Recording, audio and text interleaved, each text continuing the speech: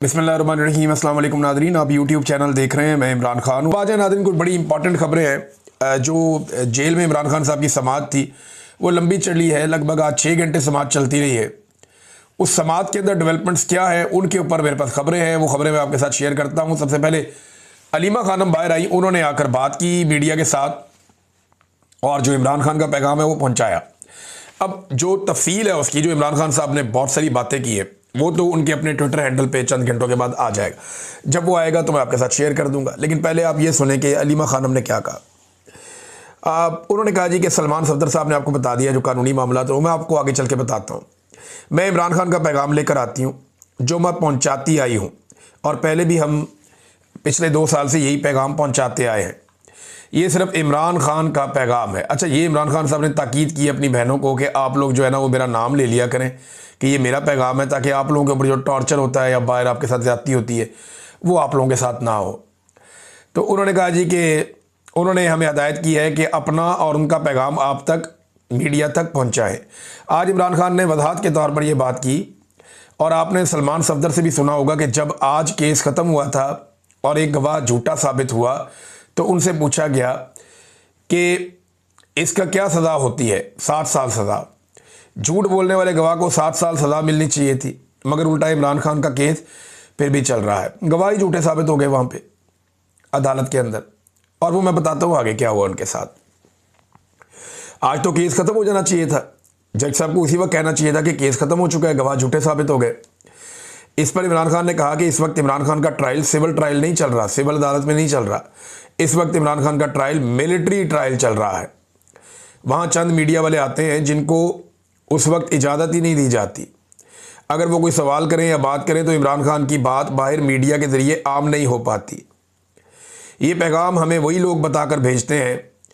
उन्होंने कहा कि इस वक्त मेरा मिलिट्री ट्रायल चल रहा है, ये बिल्कुल सिविल ट्रायल नहीं है। वो कहते हैं कि जो उनकी राय और उनके हकूक़ हैं, जो जेल के कवानीन और पाकिस्तान के कवानीन के मुताबिक होने चाहिए, वो बुशरा बीबी और इमरान खान को जेल में मुयस्सर नहीं है। ये भी जनाब इमरान खान साहब ने शिकवा किया। एक तो वो अलग थलग रखे गए हैं, उनकी सारी मुलाकातें बंद कर दी गई हैं, किसी को उनसे मुलाकात की इजाज़त नहीं है, और ये जेल के कवानीन के ख़िलाफ़ है। उन्हें अपने बच्चों से बात करने की 8 महीने में एक बार इजाज़त दी गई है। वो किताबें मांगते हैं मगर जब तक जज हुक्म ना दे, इसीलिए इमरान खान कह रहे हैं कि मिलिट्री ट्रायल चल रहा है, क्योंकि जज हुक्म देता है और फिर पुलिस को कहा जाता है कि जाकर उनकी किताबें लाओ, उन्हें सहूलियात दो, उनका टीवी ऑन करो। इनके जो अलग थलग जो आइसोलेशन है वो ख़त्म करो, लोगों की मुलाकातें करा दो। जज का हाथ महदूद है। इमरान खान कहते हैं जज फैसला नहीं कर सकता, इसके पास कुछ भी इख्तियार नहीं है। जो ट्रायल चल रहा है वो किसी और हुक्म के तहत चल रहा है। इस केस को ख़त्म करके इमरान खान और बुशरा बीबी को रिहा कर देना चाहिए था। फिर उन्होंने कहा कि इस वक्त सारा कानून आसिम मुनीर के तहत है। दूसरी बात जो उन्होंने कही वो अफगानिस्तान के बारे में थी। ये अलीमा खानम बता रही है इमरान खान के हवाले से कि उन्होंने कहा जो ऑपरेशन हमारे इलाकों में चल रहा है उसके बारे में 3 नुकात बताना चाहते हैं। अगर आप अमन लाना चाहते हैं तो इसमें 3 फरीकों का शामिल होना बहुत ज़रूरी है। एक अफ़गानिस्तान की हुकूमत, दूसरा अफ़गानिस्तान के आम लोग, और तीसरा उन इलाकों के लोग जहां ऑपरेशन किया जा रहा है। अगर इन तीनों को साथ शामिल नहीं किया गया तो कोई भी ऑपरेशन किसी दहशतगर्दी के खिलाफ कामयाब नहीं हो सकता। पहले जो आपने अफ़गानिस्तान के साथ किया वो 9 मई की तरह एक फॉल्स फ्लैग यानी झूठा ऑपरेशन है। पहले आपने धक्के देकर उन्हें यहाँ से निकाला पाकिस्तान से, और ये पाकिस्तान, ये सारे मुसलमान थे, मुहाजिरीन थे, यहाँ पे रहते थे, मजहबी लिहाज से बिल्कुल आपकी तरह थे, और बैनुल-अक़वामी जो पनाहगज़ीनों के कवानीन होते हैं उसके तहत इनको इजाज़त दी गई थी। वो 3 नस्लों से यहाँ बैठे हुए थे। आपने उन्हें जबरन मुख्तसर नोटिस पे कहा कि पाकिस्तान छोड़ दो। उन्होंने कहा इमरान खान साहब ने कि जब से आसिम मुनीर साहब आए हैं तकरीबन 3 साल से उन्होंने ये काम शुरू किया। पहले उन्हें बाहर धक्के देकर निकाला, फिर आपने अफ़गानिस्तान पर बम गिराए, ड्रोन हमले किए, और फिर आपने कहा कि दहशतगर्द आए हैं। फिर अपने ही इलाकों में आपने ये ऑपरेशन शुरू कर दिया। हमारे एहलकार शहीद हो रहे हैं, हमारी पुलिस शहीद हो रही है, हमारे फ़ौजी और सिक्योरिटी फोर्सेज के लोग शहीद हो रहे हैं, बेगुनाह आवाम भी शहीद हो रही है। ये तरीकाकार दुरुस्त नहीं है। ऑपरेशन से अमन नहीं आता, अमन बातचीत से आता है। इमरान खान को बताया गया कि आपके MNAs और MPs भी अदालत में समाअत के लिए आए हैं, तो इमरान खान ने कहा कि सारे खैबर पख्तूनख्वा के MNAs और MPAs वज़ीर आला के साथ बैठें और जो 3 नकात मैंने अमन के हवाले से बताए हैं उन पर अमल दरामद करवाएं ताकि जल्द अज जल्द उन इलाकों में हर किस्म के मसाइल ख़त्म हो जाएं। ख़ास तौर पे जिन इलाकों में सैलाब आया हुआ है इस मसले को फ़ौरन हल करना होगा। ख़ास तौर पे जिन इलाकों में सैलाब आया हुआ है वहाँ पे ज़्यादा मसाइल बढ़ जाते हैं, लिहाजा इस मसले को, जो दहशतगर्दी का मसला है या जो ऑपरेशन वाला मसला है, इसको फौरी तौर पे हल करना होगा और इन्हीं हमलों की वजह से दहशतगर्दी के वाक़यात बढ़ जाते हैं। उन्होंने कहा जी कि अगर अली अमीन गंडापुर को मरकज़ी हुकूमत अफ़गानिस्तान नहीं जाने दे रही तो फिर एक महमूद खान अचकज़ई साहब अपने एक वफ़द के साथ अमन डेलीगेशन लेकर अफ़गानिस्तान जाएँ और वहाँ मुशावरत करें और इस मसले का हल निकालें। इमरान खान साहब ने ये दूसरा नुक्ता दिया। और तीसरा नुक्ता उन्होंने ये दिया, पाकिस्तान के बारे में बात की। उन्होंने कहा जी कि हमारे मैंडेट को चोरी किया गया है, हमारे ऊपर मुकदमात बनाए गए हैं।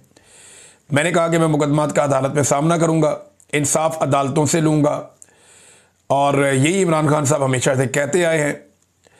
फिर 300 मुकदमात इमरान खान साहब पे बनाए गए। उन्हें कहा गया जी आप मुल्क छोड़ के चले जाएं, लेकिन इमरान खान ने कहा कि मैं अपने सारे मुकदमात का सामना करूंगा और गुज़िश्ता 3 साल से वो इनका सामना भी कर रहे हैं।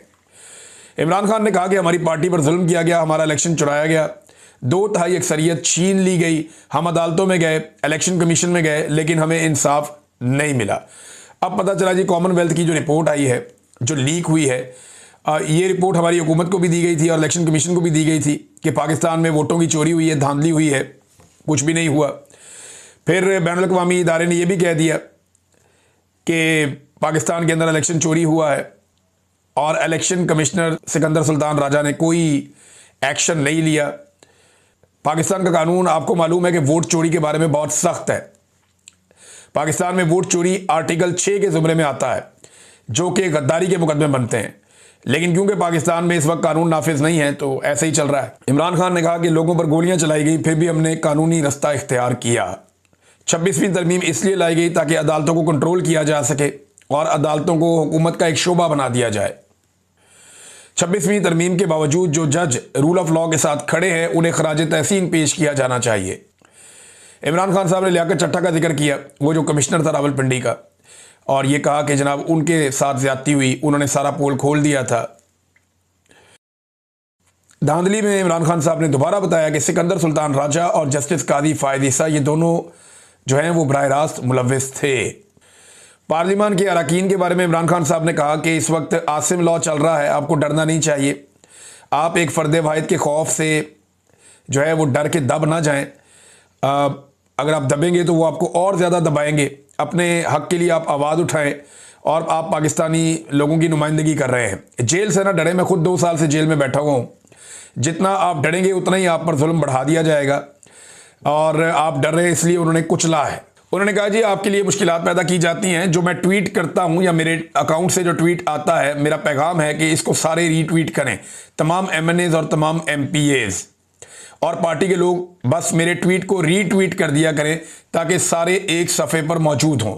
जी नाज़रीन, जी अलीमा खानम साहब ने पैगाम पहुंचाया, अभी कुछ टुकड़ों में हमारे तक ये पैगाम पहुंचा, मैंने आपको बता दिया, लेकिन जो असल बात है वो ये है कि इमरान खान साहब सुरखरू हुए हैं अदालत में, क्योंकि इमरान खान साहब के वकील ने तोशाखाना 2 केस में बाहर आके बैरिस्टर सलमान सफदर साहब ने बताया कि सुहेब अब्बासी जो अप्रेजर हैं और उनके अलावा इनामुल्लाह शाह जो हर केस में इमरान खान साहब और बुशरा बीबी के खिलाफ एक झूठे गवाह के तौर पे इन्हें पेश किया जाता है। आज ये दोनों गवाह दौरान जिरा जो सिफर होगी इनकी क्रेडिबिलिटी और ये अदालत के अंदर झूठे साबित हो गए और इनकी जो गवाहियाँ हैं वो ज़मीन बोस हो गई, पूरा केस दफन हो गया। लेकिन इसके बावजूद केस चलाया जा रहा है और अलीमा खानम ने बड़ी वजाहत से ये बात की है। मैं भी आपको ये बता देता हूँ कि जब तक इमरान खान साहब को तोशाखाना 2 में सज़ा नहीं सुना दी जाती एस्टेब्लिशमेंट के कहने पे, तब तक जस्टिस सरफराज टोगर इमरान खान साहब को इस्लामाबाद हाई कोर्ट से बाहर नहीं आने देंगे, जो उनका हक़ है। वो केस नहीं लगने देंगे जहाँ पे इमरान खान साहब को फौरी तौर पे छोड़ देना चाहिए अल-कादर यूनिवर्सिटी वाले केस में। लिहाजा पहले यहाँ सज़ा सुनाई जाएगी, फिर वहाँ पे ज़मानत होगी, ताकि वो अदालत के देखें जी हमने इंसाफ दे दिया है। और यहाँ पे जो सज़ा सुनाई जाएगी वो कहेंगे जी अब इसके अंदर हम इमरान खान को जेल में रख रहे हैं। ये है नाज़रीन मामला। गंडापुर साहब भी वहाँ गए थे आज अपने लोगों को लेकर। 9 वज़ीर थे, 2 मुशीर थे, 7 मुआवनीन थे, इन्हें लेकर गंडापुर साहब पहुँचे और वहाँ जाके उन्होंने हुकूमत पे या एस्टेब्लिशमेंट पे चढ़ाई करने की बजाय सोशल मीडिया पे चढ़ाई कर दी। गंडापुर साहब ने। फिर एक नया बयानिया पेश कर दिया कि काजी फायद ईसा को हमने अपने एहतजाज के ज़रिए से घर भेजा था। फॉर गॉड सेक, आपने एहतजाज के ज़रिए घर भेजा और आपको याद आ रही है ये बात लगभग 1 साल के बाद। How is it possible? Qazi Faez Isa के खिलाफ पूरी दुनिया में सोशल मीडिया ने और ओवरसीज़ पाकिस्तानियों ने कंपेन की थी। आप तो उसके खिलाफ बात भी नहीं कर पा रहे थे। आप कहते जी हमने उसको घर भेज दिया था। ये कब हो गया? और 1 साल के बाद आपको याद आ गया कि ये मैं अपने खाते में डाल लूँ। तो ये अजीबोगरीब किस्म की कहानियाँ, हर दफ़ा अली अमीन गंडापुर के पास एक नई कहानी होती है। आज एक और कहानी भी आई, क्या मैं जेल तोड़ दूँ, मैं ज़बरदस्ती जेल में घुस जाऊँ? यार अली अमीन गंडापुर साहब एक सूबे के वज़ीर आला है। एक सूबे का वज़ीर आला अपनी पार्टी के हेड से मुलाकात नहीं कर पा रहा, ये कोई मानने वाली बात है? एक सूबे के वज़ीर आला के पास उसका पासपोर्ट नहीं है, ये कोई मानने वाली बात है?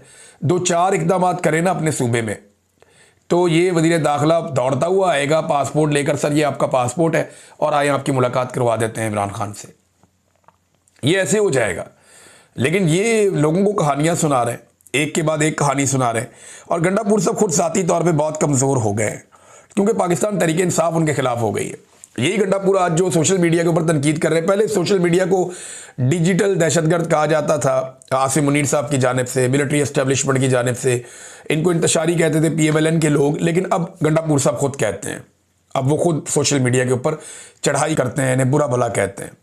गंडापुर साहब हुकूमत के ऊपर और एस्टेब्लिशमेंट पे तनकीद करने की बजाय सोशल मीडिया के ऊपर तनकीद करते हैं, जिसके बारे में वो खुद कहते रहे कि हम तो अपने हलकों में नहीं निकल सकते थे, हमारा तो सारा इलेक्शन ही सोशल मीडिया ने लड़ा है, हमें तो इलेक्शन जितवाया ही सोशल मीडिया ने है। अब गंडापुर इमरान खान साहब के अहकामात पे अमल दरामद नहीं करता, जब सोशल मीडिया याद दिलाता है तो उसको सोशल मीडिया बहुत बुरा लगता है। अब कफन पहनने का किसने कहा था, लाशें उठाने का किसने कहा था, हमारे नमाज़े जनाजा पढ़ देना, ये बयानात किसने दिए थे? गंडापुर ने दिए थे। 3 माह की डेडलाइन अपने आप को किसने दी थी? गंडापुर ने दी थी। अब उन सारी चीज़ों से भागना शुरू हो गए, खड़े होकर मुकाबला ही नहीं करते, खड़े होकर बात ही नहीं करते। 4 जो है ना नादरीन, वो अहकामात जारी किए गए हैं पाकिस्तान के मीडिया को एस्टेब्लिशमेंट की जानिब से। नंबर 1 कि जो कॉमनवेल्थ की रिपोर्ट है इसके बारे में आप लोगों ने ज़्यादा बातचीत नहीं करनी। नंबर 2 जो नेपाल में नौजवानों ने एहतजाज के ज़रिए से इनकलाब बर्पा किया उस पर आपने बिल्कुल बात नहीं करनी। मिशन नूर जो पाकिस्तान तहरीक इंसाफ ने किया, एस्टेब्लिशमेंट की ख्वाहिश है कि मीडिया उस पर बात ना करे। नंबर 4 जो अंदरूनी लड़ाइयाँ PTI की, इनको चुप के रखो, ये ज़ुबैर अली खान साहब ने बताया और ये ज़मात आम है। और क्योंकि हम मीडिया में रहते हैं, वहीं पे काम करते रहे हैं, तो हमारे दोस्त बताते हैं कि जनाब सख्त इंस्ट्रक्शन ये 4 आई है। अब कॉमनवेल्थ की जो रिपोर्ट है वो जब सामने आई तो उसके अंदर बड़े इंकशाफात हैं हैरान कुन किस्म के।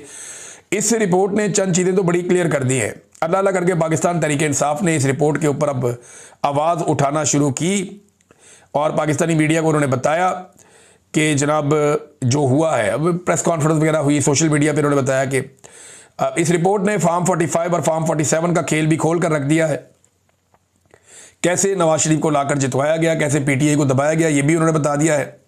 मिलिट्री एस्टेब्लिशमेंट का जो मकरू किरदार है 2024 के इलेक्शन की धांधली में, वो भी खोल कर रख दिया और इसका उसूलन दबाव जो है वो आसिम मुनीर साहब पे आएगा, इसीलिए इस रिपोर्ट को दबाने की कोशिश की जा रही है। कॉमनवेल्थ ऑब्जर्वर की रिपोर्ट ने 9 मई का बयानिया भी वार दिया है। ये 9 मई का बयानिया कैसे वार दिया ये मैं आपको बता देता हूँ। ये रिपोर्ट कहती है कि इलेक्शन से पहले 9 मई का नाम लेकर या उसके बहाने 10,000 के करीब पाकिस्तान तहरीक इंसाफ के लोगों को गिरफ्तार कर दिया गया। अच्छा, इनमें से अब ये रिपोर्ट कहती है कि बेशतर लोग वो थे जिन्होंने किसी एहतजाज में हिस्सा ही नहीं लिया था, यानी इनको दीवार के साथ लगाने के लिए ये कार्रवाई डाली गई थी और एक पूरी पॉलिटिकल पार्टी को कुचल के, उनसे इंतखाबी निशान छीन के, उनके लीडर को जेल में बंद करके, 10,000 बंदा जो इंपॉर्टेंट बंदा था जिन्होंने इलेक्शन को एग्जीक्यूट करवाना था, उन सबको अंदर करके उन्हें कंपेन करने की भी इजाज़त नहीं दी गई। क़यादत को इलेक्शन लड़ने ही नहीं दिया गया। जो लोग इलेक्शन लड़ने जाते थे उनसे कागजात नामजदगी छीन लिए जाते थे। इलेक्शन वाले दिन जो है वो इंटरनेट बंद कर दिया गया। बेशुमार इसके अंदर रिपोर्ट के अंदर चीज़ें हैं और बाद में जैसे रिजल्ट जारी किए गए वो भी। अब ये सारी एक चार्जशीट है पाकिस्तान की मिलिट्री एस्टेब्लिशमेंट के खिलाफ। इसके जो मरकजी किरदार है, ये तो पॉलिटिकल पार्टी तो इलेक्शन लड़ रही थी ना, ये तो जूते पॉलिश करके इक़्तिदार में आ गए, इनको तो जाली फार्म 47 दे दिए। उस वक्त कौन था ताकत में? नंबर 1 हाफिज सैयद आसिम मुनीर साहब जो पूरे मुल्क को कंट्रोल कर रहे थे। नंबर 2 सिकंदर सुल्तान राजा